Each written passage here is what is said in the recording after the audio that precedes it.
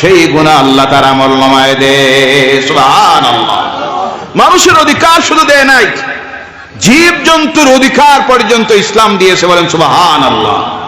কিয়ামতের দিন বিচার যখন হবে, মানুষকে আল্লাহ দুজখে দিবে, জাহান্নামে দিবে, বেহেশতে দিবে, দুজখে দিবে। জন্তু জানোয়ার যারা, প্রশ্ন হইতে পারে তারা কি হাশরের ময়দানে উঠবে? হ্যাঁ, তারা হাশরের ময়দানে উঠবে।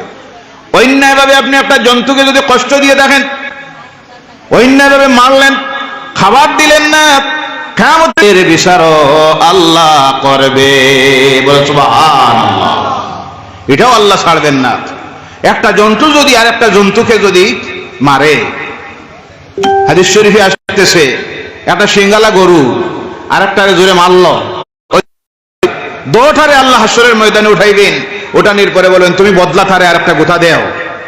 সমান হওয়ার পরে উভয়টাকে আল্লাহ নিশ্চিহ্ন করে দিবেন, মাটির সঙ্গে মিশে যাবে, কিন্তু বদলা দেওয়া হবে। মানুষের অধিকার আল্লাহ দিলেন সঙ্গে জন্তুর অধিকার ইসলাম কিভাবে দিয়েছে? নিরাপত্তা দিয়ে পানি বাইর করে পিপাসিত কুকুরকে যখন দিল, রব্বুল আলামিন তার উপর খুশি রাজি হয়ে তার জীবনের গুনাহ মাফ করে তাকে জান্নাতি বানাইয়া দিল। সুবহানাল্লাহ, সুবহানাল্লাহ, সুবহানাল্লাহ। এই জায়গায় আরেকটা ঘটনা আসতেছে।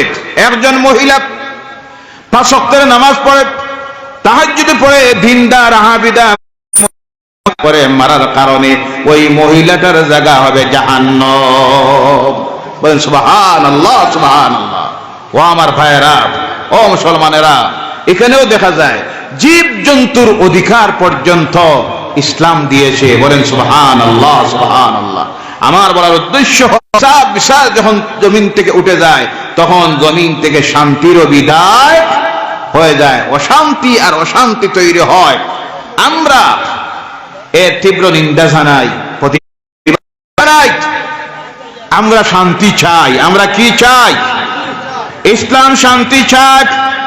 আমরা শান্তি চাই, ইসলাম যুদ্ধ চায় না। ইসলাম কোন মানুষকে হত্যা করার অনুমতিও দেয় না, যার কারণে পৃথিবীর ইতিহাস স্বর্ণাক্ষরে লিখিত আছে, একজন মারা তো দূরের কথা, হত্যা করা দূরের। যেদিন বিজয় হলো আল্লাহ রাসূলের সেই দিনের ইতিহাস যারা পড়ে দেখেন, যারা আজকে আমার রাসূলের প্রতি অপবাদ দেয়, তিনি ছিলেন যুদ্ধবাজ একজন নেতা। বলেন নাউযুবিল্লাহ। আল্লাহ রাসূল সাল্লাল্লাহু আলাইহি সাল্লাম মক্কা বিজয়ের দিন যে মক্কার মানুষ কত অত্যাচার করলো, মক্কা কাবিলে আসে, তার কারণ হলো, অনেকে বলতে পারে এদেরকে হত্যা করার নির্দেশ দিলেন কেন? কারণ এরা ছিল মক্কার সবচেয়ে নাম করা সন্ত্রাসীরা। আল্লাহ রাসূল দেখলেন এই সন্ত্রাসী নামের 20 ফুটাকে, ক্যান্সারকে যদি জমিন থেকে বিদায় করে দেওয়া না যায়, তাহলে আগামী দিনে এই ক্যান্সার থেকে আর ভাইরাস, এর জন্য ওই ভাইরাসগুলি ইহুদি নাসারা কাফের মুশরিকের গোলামিকে ছেড়ে দিতে হবে, গোলামি গ্রহণ করতে হবে। একই রব আল্লাহর খার, আল্লাহ আর ঐক্যবদ্ধ একটা জাতি হয়ে আমর বিল মারুফ নাহি আনিল মুনকার, আমাদের দায়িত্ব হলো মানুষকে ভালো কাজের দিকে আহ্বান করা। আমিন। ওয়া মা আলাইনা ইল্লাল বালাগুল মুবিন। আল্লাহুম্মা আমিন। ظلمنا أنفسنا وإن لم تغفر لنا وترحمنا لنكونن من الخاسرين.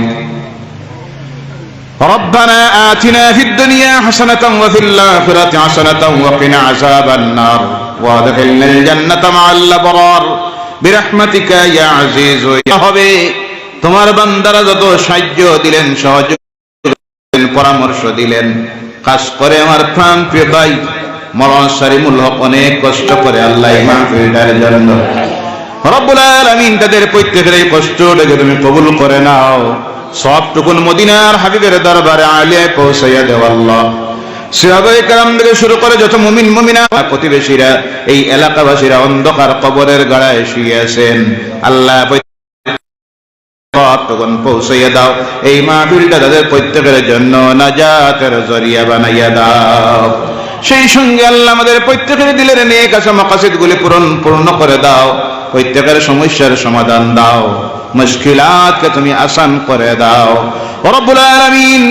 এই সময় হিজরা সংগ্রামরত তাদেরকে তুমি কামিয়াব করে নাও, সাহায্য করে নাও, জালিমদের জুলুমের হাত থেকে তুমি কন্ট্রোল করে নাও। যে সমস্ত জালিমেরা